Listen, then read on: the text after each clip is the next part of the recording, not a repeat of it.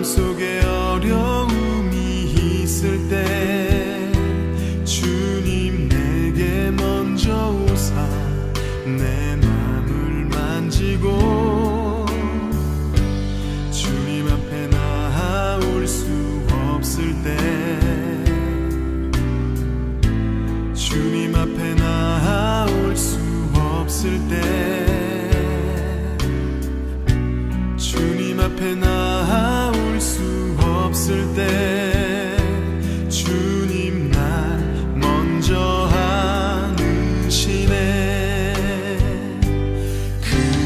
그럼에도 불구하고 날 사랑하시는 내 하나님의 사랑은 나의 모든 걸 덮고 그럼에도 불구하고 날 안아주시는 내 하나님을 부를 때 아버지라 부르죠.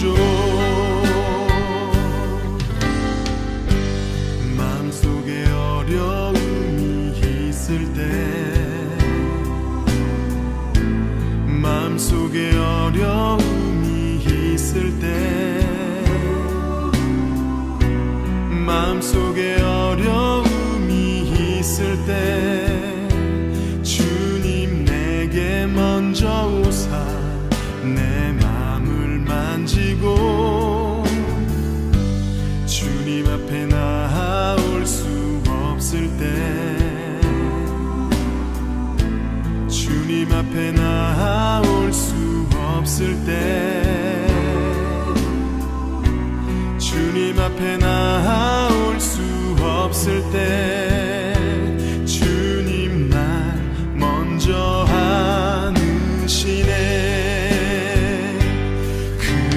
그럼에도 불구하고 날 사랑하시는 내 하나님의 사랑 나의 모든 걸 덮고 그럼에도 불구하고 날 안아주시는 내 하나님을 부를 때 아버지라 부르죠.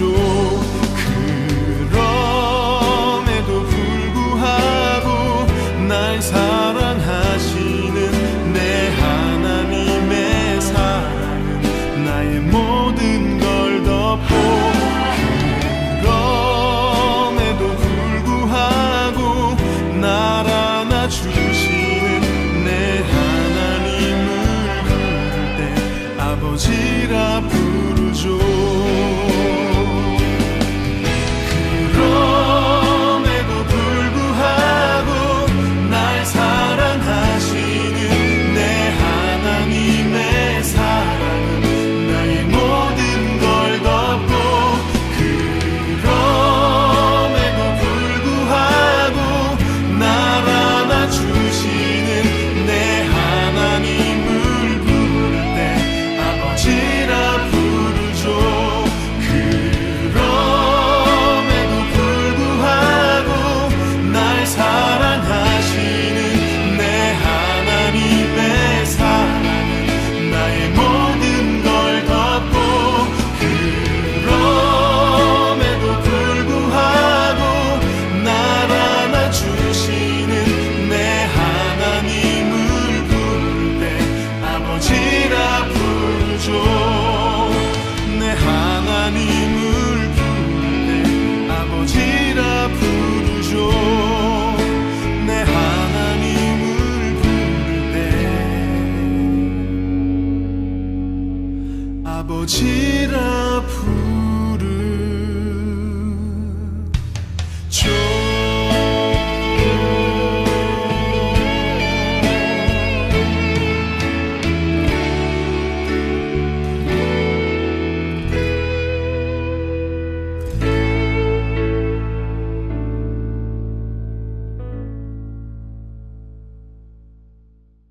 오늘 로마서 9장 1절부터 8절까지 말씀을 같이 보았습니다. 로마서 9장 1절부터 8절까지 말씀을 같이 보았는데요. 로마서 9장 9절 말씀을 한번 보니까 이런 말씀이 있어요. 약속의 말씀은 이것이니 명년이 때에 내가 이르리니 사라에게 아들이 있으리라 하심이라, 이렇게 이야기를 했어요. 명년이라는 게 뭐예요? 명년이라는 게? 명년이 다음 해고 그 이어지는 횟수를 말하는 거 아니에요? 그죠? 이게 창세기 18장에 나오는 얘기거든요. 창세기 18장 10절에 나와 있는 얘기예요. 그가 이르시되 내년 이맘때에 내가 반드시 내게로 돌아오리니 내 안에 사라에게 아들이 있으리라 하시니 사라가 그 뒤 장막문에서 들었더라, 이렇게 이야기를 했습니다. 창세기 18장에 아들에 대한 약속을 하기 전에 창세기 17장에는 무슨 일이 일어나죠? 창세기 17장. 그러니까 18장에 아들을 다시 약속을 하는데 17장에는 무슨 일이 벌어지냐면 할례를 행합니다. 할례. 그러니까 할례를 행하는 게 굉장히 중요한 여기서 내용인데요. 왜 그러냐면 할례를 행하기 전에 아이를 낳았어요. 그게 누구냐면 이스마엘입니다. 그러니까 할례가 딱 중심이라 할례 전과 할례 후로 나누는 거예요. 이 아브라함의 그 생애가. 그러니까 할례 전에는 하갈을 통해서 이스마엘을 낳는 거고, 그리고 할례를 받고 난 다음에는 사라를 통해서 이삭을 낳는 거예요. 그러니까 그게 이렇게 나눠지는 그 기점이 어디냐면 할례예요. 창세기 17장이죠.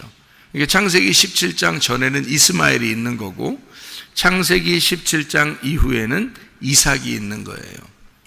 그게 이제 할례 때문에 나눠지는 얘기거든요. 할례 때문에. 그러니까 명년 이맘때 또는 내년 이맘때 뭐 이렇게 얘기하는 것은 이런 말이에요. 할례 때문에 나오는 것이다. 할례가 며칠 만에 할례를 받아요. 여러분, 며칠 만에 할례를 받죠? 성경에서는 난지 8일 만에 할례를 받습니다. 그러면은 내년 이맘때에 아이가 나올 것이다. 그 말은 할례 때문에 아이가 나왔다, 이 말이에요. 그러니까 할례 때문에 아이가 나왔으니까 이 아이는 며칠째 난 거예요.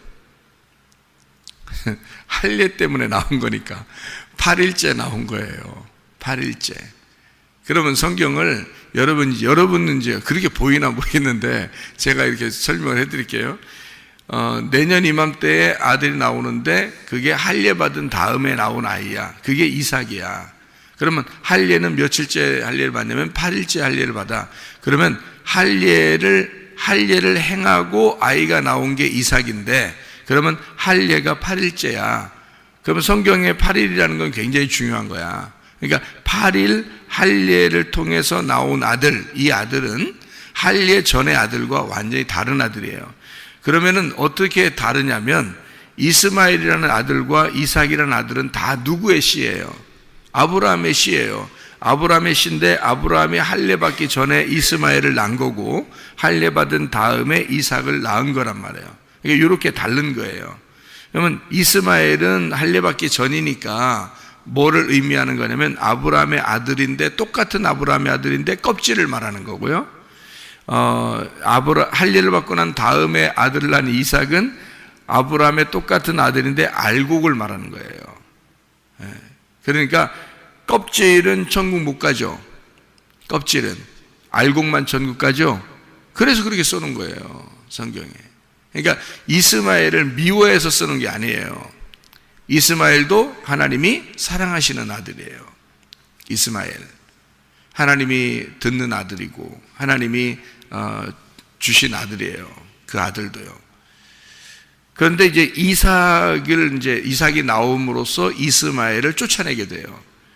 그 이유가 있어요. 왜냐하면은 이삭이라는 아들이 할례를 받고 난 이후의 아들이기 때문에 그런 거예요. 할례를 받고 난 이후에 아들이 나오면 그 전에 아들은 쫓아내야 되는 거예요.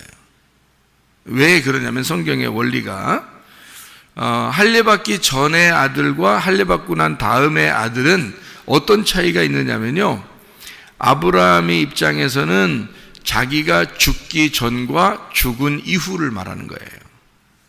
그러니까 할례가 곧 뭐냐면 침례고요, 침례 혹은 세례라고 그러죠. 할례가, 그 할례는 그러니까 뭘 의미하는 거냐면 껍질을 벗겨내는 걸 말하는 거고요, 그리고 육체를 죽이는 걸 말하는 거예요. 그게 할례란 말이에요. 그러니까 할례가 성경에서는 굉장히 중요한 구원의 표란 말이에요. 그러니까 할례 곧 침례 곧 구원의 표, 이렇게 되는 거예요. 그게 노아 홍수라고 얘기하는 거예요, 베드로서에서는. 그게 그러니까 이게 이제 할례 받기 전, 그것은 죽음을 이제 의미하는 거고요, 할례 받고 난 다음에는 뭘 의미하면 부활을 의미하는 거예요. 그러니까 이스마엘은 반드시 어떻게 돼야 돼요? 죽어야 되는 거예요. 그러니까 이삭은 반드시 어떻게 돼야 돼요? 살아야 되는 거예요. 그러니까 부활해야 되는 거예요. 그래서 예수님이 며칠 날 부활한다고 했어요? 8일 날 부활하는 거예요. 그래서 그러니까 성경은 정해진 어떤 그 틀이라는 게 있어요. 이렇게. 그래서 그 틀을 알면 이런 게 이제 이렇게 말씀이 이렇게 보이는구나, 이렇게 되는 거예요. 그러니까 예수님이 안식 후 첫날 부활하잖아요. 그게 8일 날이에요. 그래서 할례 8일 날 부활하는 것을 의미하는 거고, 8일 날 부활하는 것은 그러니까 뭐라는 거예요? 예수님이 죽으시는 게 누구로 죽었다는 얘기예요? 이스마엘로 죽었다는 얘기예요. 그리고 뭘로 부활했다는 얘기야? 이삭으로 부활했다는 얘기예요. 그러니까 이스마엘로 죽고 이삭으로 부활하니까, 이스마엘은 꼭 있어야 돼요? 이스마엘이라는 게 없어도 돼요? 꼭 있어야 되는 거예요. 그러니까 꼭 있어야 되는 아들이니까 하나님이 아브라함이 하갈을 통해서 이스마엘을 낳을 때, 이스마엘을 이제 낳을 때 이제 하갈하고 이렇게 아브라함이 이렇게 같이 있었을 거 아니에요. 그러면 하나님이 막으면 돼요. 원래는 아들 안 나오려면 하나님이 뭐 막는 장면들이 상당히 많아요, 성경에. 이건 안 된다 그러면 가서 막아요, 하나님이. 근데 안 막으면은요, 그게 다 뜻이 있는 거예요. 그러니까 뒤에 신약 부분에 다 그 뜻이 설명이 돼 있어요. 구약에 있는 내용을 신약으로 설명을 해놨어요. 이게 왜 내가 안 막았는지 아느냐? 이건 이런 의미에서 안 막은 거다. 이게 말씀이야. 이게 성경 2개를 말하는 거야. 이렇게 얘기하는 거죠. 그러니까 이스마엘이라는 이 아들은 존재해야 된다는 얘기예요. 꼭 존재해야 돼. 그래서 하나님이 안 막는 거예요. 그러니까 이스마엘은 나와서, 그러니까 이제 아브라함 입장에서는 이제 이런 거죠. 아들이 이제 둘이라면, 이스마엘과 이삭이 있다면요, 아브라함이 가운데 있어요. 그러면 이스마엘로 죽고 이삭으로 부활하는 거예요, 아브라함 입장에서는. 그러니까 아브라함이 이제 여러분과 저라면 이렇게 하는 거죠. 이스마엘로 죽고 이삭으로 부활한다, 이렇게 되는 거죠. 마치 이런 것과 똑같아요. 성경이 이런 율법의 이 말씀이잖아요. 이 책이잖아요, 성경책. 이 성경책이 있다면 불뱀으로 죽고 노뱀으로 부활한다는 걸 얘기하는 거죠. 불뱀으로 죽고 노뱀으로 부활한다. 그럼 불뱀은 뭘 의미하는 거냐면 율법을 의미하는 거고요, 이 성경 자체가. 노뱀은 진리의 언약의 말씀을 말하는 거죠. 그러니까 그거로 사는 거죠. 그걸 쳐다보면 사는 거야. 그러니까 똑같은 성경이야. 똑같은 성경인데 하나는 불뱀으로 돼 있고 하나는 노뱀으로 돼 있단 말이에요. 이 성경책 아들이 둘이 있는데 하나는 이스마엘로 돼 있고 하나는 이삭으로 돼 있는 거야, 성경이요. 그렇게, 그래서 이스마엘이 나오는 거를 하나님이 허락하는 거예요. 성경을 2개로 설명해야 되니까 그런 거죠. 그러니까 할례라는 것이 굉장히 중요한 거죠. 할례라는 게 껍질을 벗겨내는 거고 죽음을 의미하는 거고, 그러니까 할례를 받고 난 다음에 태어난 아들이 이삭. 그러니까 이삭은 8일 날 태어난 아이다. 다시 말하면 부활의 아들이라 그 말이에요. 부활의 아들. 그러니까 하나님의 그 약속의 아들이다 이렇게 말하는 거죠. 여러분과 저는 어떤 사람들이냐면요, 육신의 아들이 아니에요. 언약의 아들이지. 여러분과 제가 육신의 아들로 말하면 이스라엘이죠. 이스라엘이 육신의 아들이고 이방인들은 언약의 아들인 거예요. 그러니까 한마디로 말하면 예수가 부활해야지만이 구원받을 수 있는 자들, 예수가 부활해야 구원받을, 예수가 부활하기 전에도 구원받을 수 있는 사람들은 유대인밖에 없는 거고요. 무슨 말인지 알겠어요? 예수가 부활하지 않으면 이방인은 구원받을 수가 없어요. 예수가 죽고 부활해야지만이 구원받을 수 있는 아들들이 이방인들이에요. 그래서 우리를 언약의 아들이라 이렇게 말하는 거예요. 육신의 아들로 말하면 이스라엘이죠. 그리고 예수님도 유대인으로 태어난 거고요. 그러니까 육신의 아들로 예수님이 태어나서, 다시 말하면 이스마엘이라는 육신의 아들로 태어나 예수님이 죽으시고 언약의 아들들을 낳았다. 그게 이삭이 되었다 그 말이고요. 그 언약의 아들이 여러분과 저라는 거예요. 그 얘기를 하는 거예요. 로마서는 이방인들에게 쓴 책입니다. 로마서는요, 이방인들에게 너희들이 원래 육신적으로 말하면 구원받을 수 없는 아들들이야, 자녀들이, 우리들이. 근데 하나님의 언약의 말씀으로 보면 너희들이 구원받을 수 있는 자녀들이야. 충분한 자녀들이야. 다시 말하면 할례를 통해서 나온 이삭과 같은 자야. 부활의 아들들이라는 거야. 너희들이 언약의 아들이라는 거야, 그게. 그러니까 너희들도 충분히 구원받을 수 있는 아들들이야. 바울도 자기는 이스라엘 사람입니다. 자기도요. 그러니까 육신으로 보면은 나는 육신의 자녀들, 이 이스라엘 백성들을 내가 정말 내 목숨이 죽더라도 그들이 구원받았으면 좋겠다.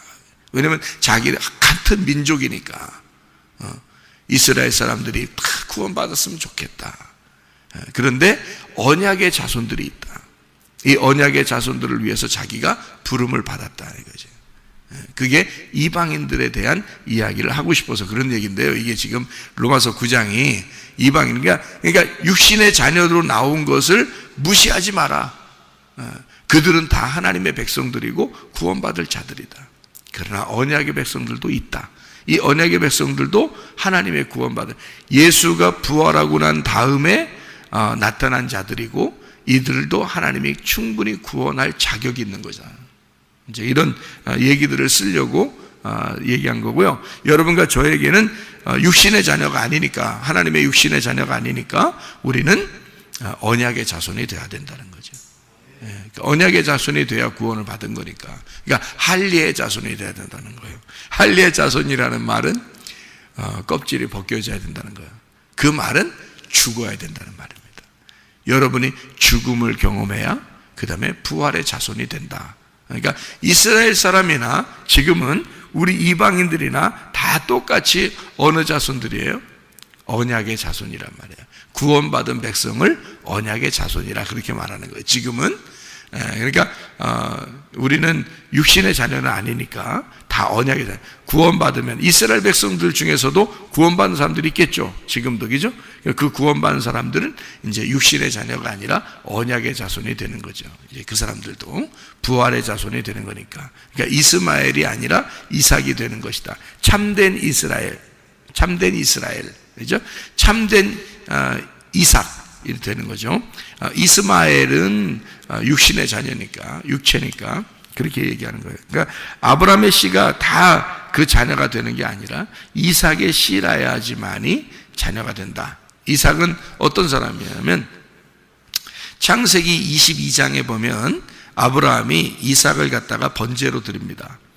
번제로 드리는데 하나님이 그 번제로 드리는 그 자리에서 이삭을 살리시죠. 그게 부활입니다. 그러니까 이삭의 자손으로 나오는 자들을 통해서 하나님의 언약을 이루겠다라고 해서 이삭의 씨들이라고 하는데요. 이삭의 씨를 통해서 나온 자만이 진짜 아들이다. 아브라함의 씨가 이삭 하나밖에 없다 하고 그 이삭을 통해서 이제 이스라엘이 나오는 거예요. 이게 아브라함, 이삭, 야곱이죠. 야곱을 통해서 이스라엘이 나오는 건데, 그 이스라엘은, 참된 이스라엘은 아브라함과 이삭을 통해서 나오는 이스라엘이 돼야 된다. 이제 야곱을 통한 이스라엘인데 그게 이삭을 통해서 나왔단 말이에요. 그러니까 야곱과 에서도 똑같아요. 이게 쌍둥이를 낳아서 이삭이 이제 아들을 낳았는데 에서와 야곱을 낳았단 말이에요. 이것도 똑같이 나누어 놓은 거예요. 에서와 야곱이라고. 그러니까 에서를 하나님이 미워하지 않아요. 이삭이 특별히 에서를 사랑한단 말이에요. 이해가 되십니까? 에서를 특별히 사랑하는데 리브가를 통해서, 그러니까 이삭의 아내죠. 리브가를 통해서 야곱이라고 하는 사람에게 복이 내려가도록 이렇게 만들어요. 그러니까 마치 이런 얘기죠. 아담과 하와가 있는데 아담 속에 있는 또 다른 아담이 하와예요. 그러니까 아담 안에 아담이 있었던 거야. 그래서 그 아담 안에 아담이 나와서 그게 하와가 된 건데, 그 하와가 아담의 복음인 거죠. 핵심. 그러면 리브가라는 여자는 어떤 존재냐면 이삭 안에 있는 이삭이란 말이에요. 무슨 말인지 알겠어요? 그러니까 이삭은 겉으로, 껍질의 이삭은 에서를 사랑하는 거예요. 그 아들 중에 껍질을 사랑하는 겁니다. 그런데 이삭 안에 있는 리브가, 이삭 안에 있는 그 또 다른 이삭은 누구를 사랑하나요? 야곱을 사랑하는 거란 말이에요. 그러니까 복음을 사랑한단 말이죠. 여러분과 제가 훌륭해서 구원받은 게 아니에요. 야곱과 같은 자인데 하나님의 은혜로 그냥 사랑을 받게 된 거예요. 우리들이. 그래서 우리를 통해서 이스라엘이 나오도록, 교회가 만들어지도록 하나님이 만들어 놓으신 거예요. 그러니까 예수의 그 부활을 통해서 나온 그 아들이 교회가 되도록 만드는 거예요. 교회라고 하는 건 한 사람이 이루어지는 게 아니잖아요. 여러 사람이 이루어지잖아요. 그러니까 원래는 아브라함과 이삭과 야곱의 축복이죠. 아브라함과 이삭과 야곱 한 사람씩인데 그 야곱을 통해서 이스라엘이 되잖아요. 그러니까 그 자손들이 12아들이 돼서 그가 교회가 이루어지는 거예요. 그러니까 한 사람이 아니고, 그러니까 한 사람을 통해서 나온 아들들이 12아들이 돼서 교회가 완성되는 거란 말이에요. 여러분 한 사람 한 사람이 모여서 교회가 되는 거예요. 예수 그리스도가 우리 안에 들어온 언약의 자손들이 모여서 교회를 만드는 게, 이게 완성이에요. 여러분, 성경의 원래 목적이 교회라고 했잖아요. 원래 성경의 목적은 교회라고요. 그러니까 교회 때문에 성경을 쓰신 거고, 교회 때문에 이 세상을 창조한 거예요. 그러니까 창조의 목적을 잊어버리지 말라고. 창조의 목적은 교회예요. 교회 만들어야 되니까 창조를 하실 수밖에 없는 거야, 이 세상을. 교회가 목적이라고요. 그래서 교회가 그리스도의 신부가 되게 하고 그 새 예루살렘인 교회가 천국이라고 만들려고 한 거예요. 그게 성경의 목적이라고요. 그러니까 창조는 창조의 목적이 있었던 게 아니에요. 교회를 만들려고 창조를 할 수밖에 없었던 거예요. 이거를 성경을 분명하게 하는, 그러니까 성경을 진짜 깨달으면요, 바울같이 진짜 깨달으면요, 그러니까 저는 이제 은혜를 받고 말씀을 좀 알게 되었다. 완벽하진 않지만 그래도 알게 되었다. 이렇게 알게 됐다는 것은요, 그렇게 하면 바울이 굉장한 사람처럼 여겨지지 않아요. 바울이요. 모세가 굉장한 사람처럼 여겨지지 않는다고요. 왜냐하면 모세 때나 바울 때나 성경 안에 있는 사람들이잖아요. 그러면 저도 성경을 보는 사람이고 성경을 깨닫고 이해하면 되는 거거든요. 모세도 그 당대에 하나님 말씀을 이해한 사람이고요, 바울도 그 당대에 하나님 말씀을 이해한 사람이라고요. 그러면 지금 우리들은 내가 이 말씀을 이해하게 되면요, 모세나 그 당대의 모세나 그 시대의 바울이나 똑같으라는 얘기예요. 바울이 굉장해서 바울 모세가 굉장하니까 모세 이렇게 할 필요가 없어요. 예수님이지. 우리는 예수 그리스도라는 복음을 깨닫기 위해서 그걸 이해하는 자들이죠. 그 시대마다. 그러니까 그 바울이 그 교회에 대한 깨달음을 보세요. 굉장하죠. 그러면 우리가 성경을 보면 뻔할 뻔짜 교회에 대해서 쓴 책이에요, 이게. 이 성경이. 그러면 그 교회에 대해서 정확하게 내가 깨달았어요. 저도. 그걸 알았어요. 정확하게 이걸 이해했다고요. 창조의 목적을 이해했다고요. 이 세상이 왜 만들어졌는지 그 이해했다고요. 이 세상 살다가 우리가 앞으로 어떻게 되는지 다 이해했다고요. 이 땅에서는 어떻게 살아야 되는지, 하늘나라 올라가는 게 그게 뭔지 다 이해했다고요. 그게 뭐냐면 교회예요. 교회가 완성이라고요. 그래서 교회를 안식 후 첫날 할례를 받고 난 이후에 나타난 그 이삭, 야곱, 이스라엘이 돼서 예수님이 12 제자를 만드는 거예요. 예수님이 이삭과 같은 존재죠. 또 야곱과 같은 존재죠. 예수님이 이삭과 같은 존재고 야곱과 같은 존재예요. 그래서 이스라엘이라는 교회를 만드는 겁니다. 12 제자를 통해서 교회를 만드는 거예요. 이스라엘도 여러 명이죠. 어마어마하게 많죠. 다 12사람을 통해서 나오는 거예요. 이스라엘도. 그 어마어마한 이스라엘 사람들이 12사람을 통해서 딱 나오는 거예요. 그게 12이라는 완성이란 말이죠. 하늘나라도 12로 이루어졌다. 그게 교회를 의미하는 그런 얘기고요. 그렇게 나오려면 할례를 통해서 나오는 거다. 할례를 통해서. 그 할례가 뭐냐면 죽음이라는 거죠. 그러니까 아브라함의 할례를 통해서 아브라함이 거듭나 알맹이가 된 그 알맹이가 나오는 씨앗, 그것이 이삭이고, 이삭을 통해서 야곱이고, 야곱을 통해서 이스라엘이 나오도록 만들어 놨다. 아브라함이 할례를 받으면 사라는 할례를 같이 받은 거예요. 여자는 남자 안에 속해 있는 거거든요. 아담 안에 또 다른 아담이 하와예요. 아브라함 안에 또 다른 아브라함이 사레란 말입니다.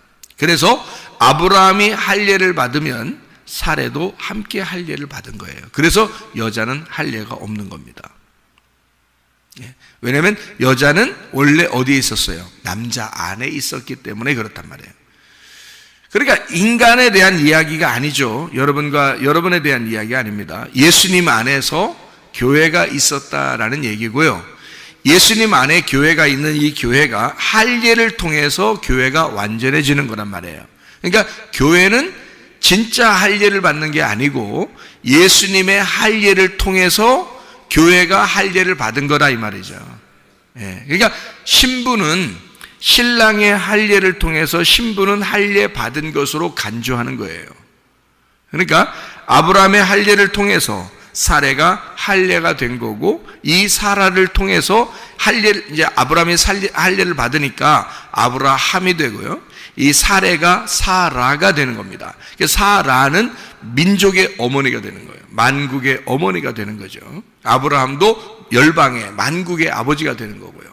그게 뭐냐면 언약의 자손들에 대한 아버지가 되는 거고요. 언약의 자손들에 대한 어머니가 된다. 이게 사라가 이렇게 이야기하는 얘기입니다. 그러니까 율법적인 하갈이 뭘로 바뀌는 거냐면 은혜, 언약이라는 사라로 바뀌는 거예요. 그러니까 사레가 사라로 바뀌죠. 하갈이라는 이 여자를 통해서 이스마엘이 나올 때 할례 받기 전이라고 그랬죠. 그러니까 그때 아브라함이 아니고 아브람에게 하갈이라는 여자를, 애굽 여자예요. 애굽에 있는 여자를 준 여자가 사레라는 여자예요. 그러니까 사레는 하갈과 같은 거였다는 얘기죠. 무슨 말인지 알겠어요? 근데 할례를 받고 난 다음에는 사라로 바뀐단 말이에요. 아브람이 아브라함으로 바뀌는 거고, 껍질이 벗겨진다는 얘기입니다. 그래서 할례를 통해서 8일이 되고, 8일이 되면 부활의 예수님이 된다는 얘기고요. 부활의 예수님을 통해서 교회가 세워지는 것을 얘기하는 거예요. 그래서 이삭을 통해서 너의 민족, 그러니까 너의 백성들이 생기게 될 것이다. 이삭을 통해 예수를 통해 우리로 말하면 예수를 통해서 교회가 생겨난다. 이런 이야기를 해주고 있는 얘기입니다. 그래서 할례를요, 여러분 할례라고 하는 거를 한번 성경을 한번 이렇게 보시면 이렇게 되게 되어 있습니다.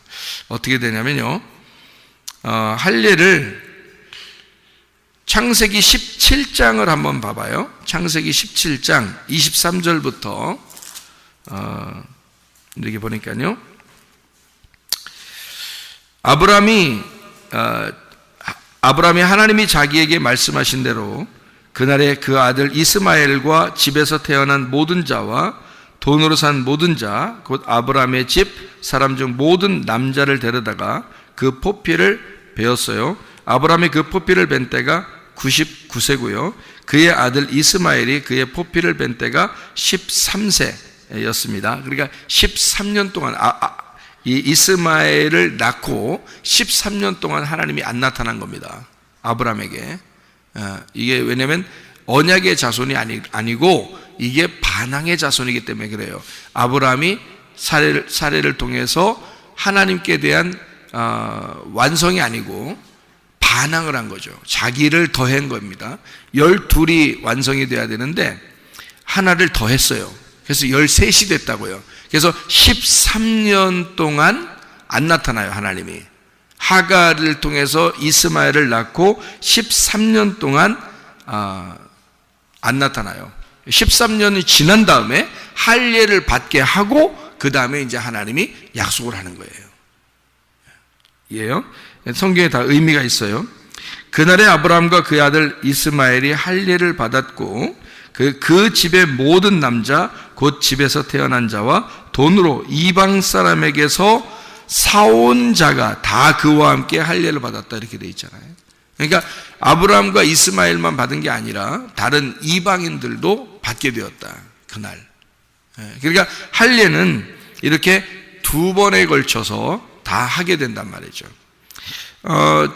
출애굽기 4장을 한번 보면요, 출애굽기 4장을 보면 출애굽기 4장 24절부터 26절까지의 말씀에 보니까 모세가 길을 가다가 숙소에 있을 때에 여호와께서 그를 만나 그를 죽이려 하시 십보라가 돌칼을 가져다가 그의 아들 포피를 베어 그의 발에 갖다 대며 이르되 당신은 참으로 내게 피 남편이로다 하고 여호와께서 그를 놓아주시니라. 그때 십보라가 피 남편이라 함은 할례 때문이었더라 이렇게 되죠. 그러니까 할례가 굉장히 중요한 의미이기 때문에 하나님은 할례 자꾸 그러는 거예요. 이게요, 일부러 이걸 통해서도 알려주는 거죠. 그러니까 심판을 의미하는 겁니다. 할례가요, 심판을 받아야 된다 이런 말이고요. 12장에 출애굽기 12장 44절부터 48절 보면 각 사람이 돈으로 산 종은 할례를 받은 후에 먹을 거다. 그러니까 이방인들은 할례를 받지 못하면 같이 못 먹는다 그 말이에요. 하나님의 음식을 같이 못 먹는다 그 말이고요. 거류인과 타국 품꾼은 먹지 못한다. 한 집에서 먹되 그 고기를 조금도 집 밖으로 내지 말고 뼈도 꺾지 마라. 이스라엘 회중이 다 이것을 지킬지니라. 너희와 함께 거류하는 타국인이 여호와의 유월절을 지키고자 하거든 그 모든 남자는 할례를 받은 후에야 가까이 하여 지킬지니 곧 그는 본토인과 같이 될 것이나 할례 받지 못한 자는 먹지 못할 것이니라. 그러니까 할례가 얼마나 중요한지 아시겠죠? 유월절 할례를 통해서 다른 백성들이 이 백성과 똑같이 먹을 수가 있다는 거예요. 할례를 받지 못하면 먹지 말라는 겁니다. 함께 음식을 나누지 못한다. 그러니까 한마디로 말하면 교회가 될 수가 없다는 겁니다. 하나님 말씀을 받을 수가 없다는 얘기예요. 이게요. 그러니까 할례가 없이는 하나님 말씀을 받을 수가 없다 이런 얘기고요. 자, 이게 이제 여기 출애굽기에서 여기 할례를 이렇게 받잖아요. 그죠? 할례를 받아서 이스라엘 백성들이 함께 이제 같이 히브리인들이 되어서 같이 나오게 되는 건데요. 여호수아 5장을 한번 보면요. 여호수아 5장에 2절부터 9절까지 말씀 보니까 그때 여호와께서 여호수아에게 이르시되 너는 부싯돌로 칼을 만들어 이스라엘 자손들에게 다시 할례를 행하라. 여호수아가 부싯돌로 칼을 만들어 할례산에서 이스라엘 자손들에게 할례를 행하니라. 여호수아가 할례를 시행한 까닭은 이것이니 애굽에서 나온 모든 백성 중 남자 곧 모든 군사는 애굽에서 나온 후 광야길에서 죽었는데 그 나온 백성은 다 할례를 받았지만 애굽에서 나온 후 광야길에서 난 자는 할례를 받지 못하였음이라. 이래서 할례를 다시 행합니다. 그러니까 애굽에서 나온 사람은 광야에서 죽었죠. 그런데 광야에서 죽은 사람 말고 새로 태어난 아이들인데 할례를 못 받았단 말이에요. 그게 광야에서 거듭난 자들이란 말이에요. 그 광야에 거듭난 자들은 반드시 뭘 해야 된다? 할례를 받아야 된다. 그래야 하나님의 백성이 된다는 거예요. 그러니까 할례가 얼마나 중요하면 이렇게 출애굽할 때 할례하고 그 다음에 다시 요단강 건너 가나안 땅에 들어갈 때 또 할례라는 거예요. 그러니까 할례는 이렇게 두 번에 걸쳐서 하는 이유가 있어요. 왜냐하면 하나는 율법의 할례고요, 하나는 언약의 할례란 말이에요. 그러니까 이런 얘기가 있죠. 성경에는 첫째 부활이 있고 둘째 부활이 있습니다. 둘째 사망을 거치지 않으면은 둘째 부활이라고 그러고요. 그러니까 성경에는 둘째 사망이라는 단어가 있는데 그런 둘째 부활하는 자들을 설명해서 둘째 사망을 맞이하면 죽는 거고요, 지옥에 가는 거고, 둘째 사망을 만나지 않으면 둘째 부활하는 거예요. 그게 그러면 첫째는 첫째 부활이라는 게 있어요. 그 성경에는 또 첫째 사망이라는 단어가 없어요. 그러니까 성경에 여러분 잘 알아야 돼요. 첫째 사망이라는 게 없고 첫째 부활이라는 단어가 있어요. 요한계시록을 여러분 읽어보면 아시죠? 첫째 부활에 동참한 자, 첫째 부활 뭐 이런 얘기가 있습니다. 그 다음에 둘째 사망을 당하지 않아야 된다 이렇게 말하고 둘째 사망이라는 단어가 나와요. 그러니까 첫째 부활과 둘째 사망이라는 단어가 나오는데 그 말은 첫째 사망이 있었기 때문에 첫째 부활이 있는 거예요. 이걸 잘 아셔야 된다. 첫째 사망이라는 단어가 없다고 해서 없는 게 아니라고요. 첫째 사망이라는 단어가 없는데 그 단어가 없어도 첫째 사망이 있어. 그래서 첫째 부활한다는 뜻 얘기한 거예요. 그리고 둘째 사망이라는 말이 있는 것은 둘째 부활이 있기 때문에 둘째 사망이라는 단어가 있는 거란 말이에요. 그러니까 한마디로 말하면 제가 이걸 딱 4개로 나누어서 첫째 사망이 있고 그 다음에 첫째 부활이 있고 둘째 사망이 있고 둘째 부활이 있단 말이에요. 그러니까 이 4개가 돼 있는 거죠. 이렇게. 그러니까 첫째 사망은 언제 있는 거예요? 아담과 하와가 선악과 먹고서 하나님과 분리가 된 것을 첫째 사망이라고 그래요. 그것을 다시 연결시켜주는 것이 첫째 부활이고요. 그래서 첫째 부활은 누가 하는 거냐면 예수님이 하는 겁니다. 첫째 부활은 예수님이 하는 거예요. 그래서 예수님이 부활하셨을 때 우리가 그 부활에 동참하게 되는 거죠. 예수님이 부활한 것에 대해서 우리가 따라가는 거란 말이에요. 우리가 원래 부활한 게 아니라고. 예수님이 부활하신 거고 예수님 부활에 우리가 붙어 있는 자들이지. 성경을 분명히 그렇게 가르치고 있죠, 우리한테. 그러니까 예수님이 부활했는데 우리는 거기에 붙은 자요 이렇게 돼 있죠. 예수님을 우리가 따르는 자요, 부활에 동참하는 자요, 부활에 동참한 자들은 뭐 이렇게 되죠. 이게 왜 그러면 예수 부활이 첫째 부활이고 거기에 동참한 자들이 우리란 말이에요. 그러니까 첫째 부활은 예수님이 하는 거란 말이야. 우리가 하는 게 아니고 거기에 붙은 자들은 둘째 부활이 하는 자들이야. 그래서 할례도 애굽에서 나올 때 할례 그리고 요단강 건너서 가나안 땅에서의 할례가 두 개가 이렇게 나오는 거예요.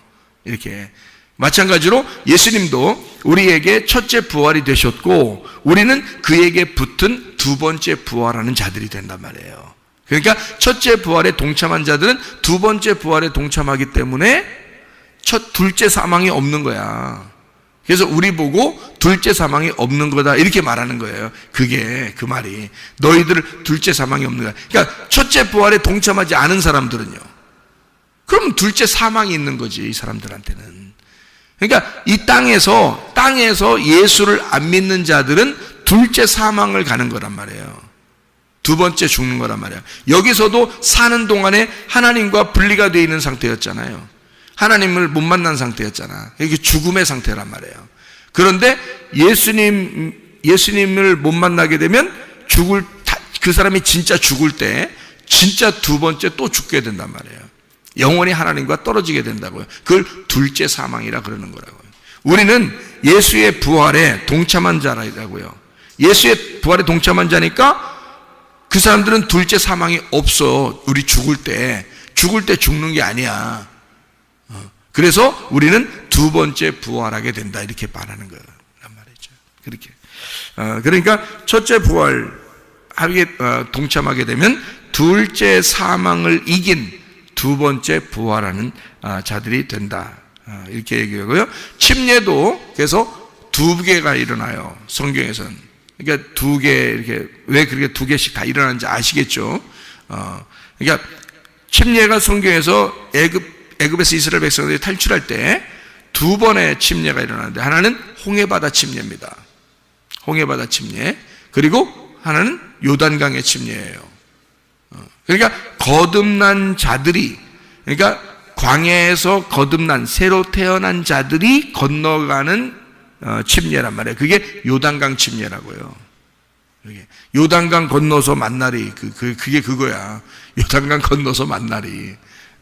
우리가 부활에 동참하는 자가 되는 것이고, 예수님과 함께 가나안 땅을 누리러 가는 사람들이란 말이에요. 그러니까 어린 양의 혼인잔치에 누리러 가는 사람들, 하나님 말씀을 듣게 된 자들, 이런 사람들이에요. 지금 우리들을 말하는 것입니다. 그래서 성경에는 이렇게 두 개씩 이렇게 나누어 가지고 이렇게 설명을 하는데요.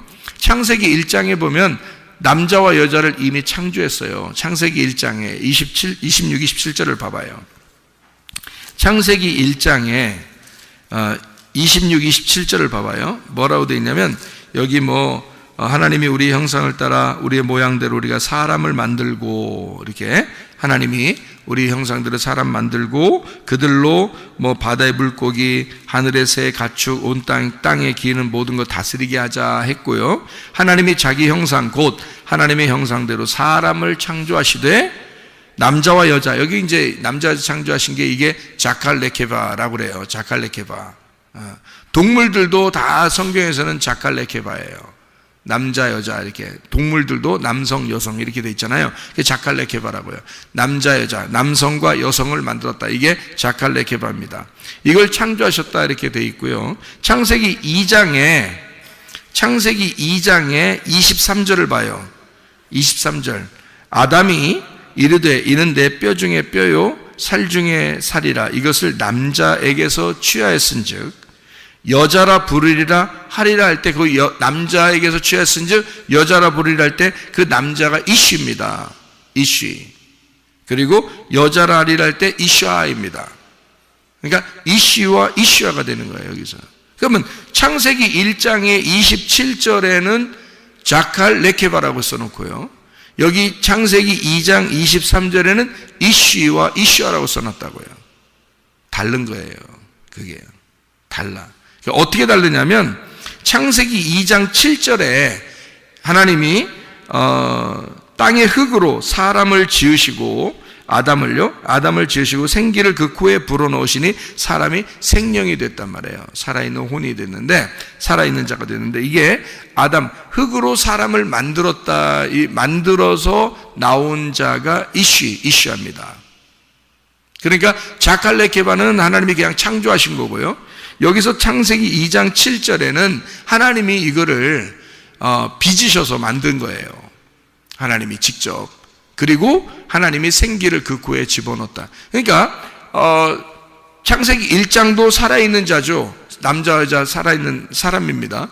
그런데 창세기 2장 7절에는 특별히 그 중에서 예배를 드리는 자, 하나님을 영광을 돌리는 예배 드리는 에덴 동산의 제사장을 만들기 위해서 아담을 만드는 거예요, 하나님이.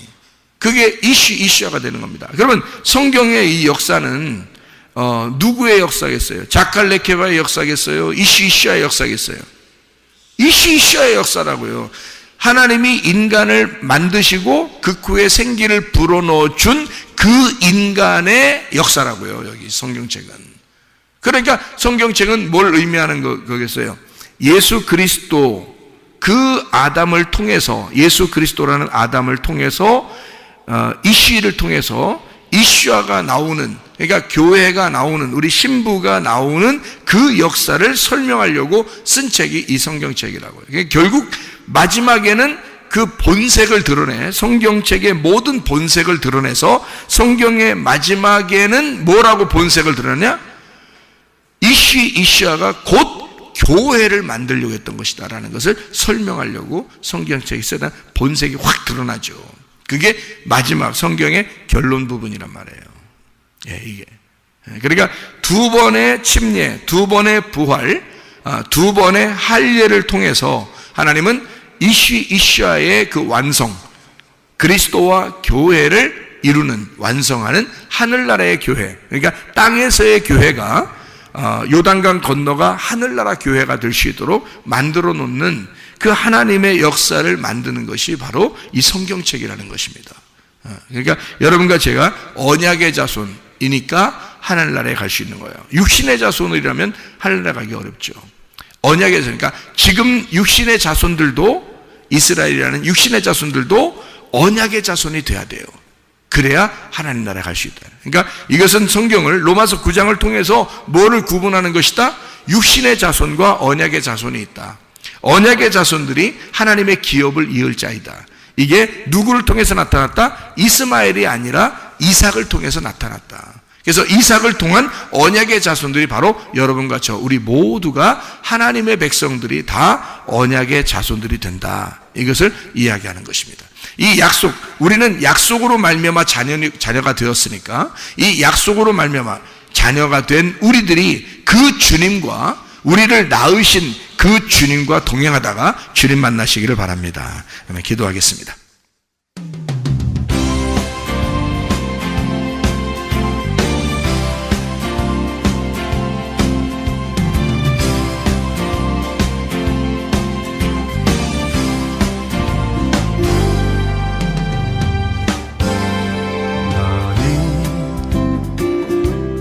너머로 뻗은 나무 가지에 푸른 열매처럼 하나님의 귀한 축복이 삶에 가득히 넘쳐날 거야.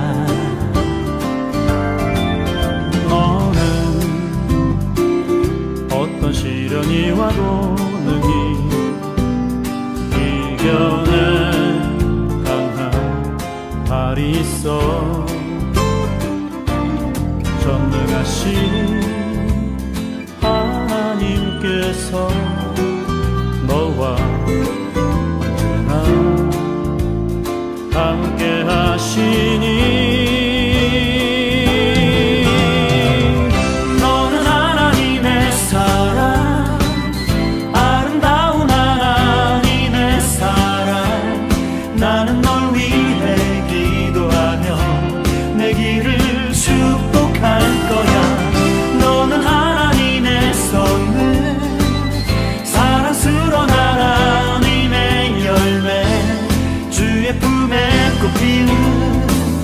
나무가 되어줘.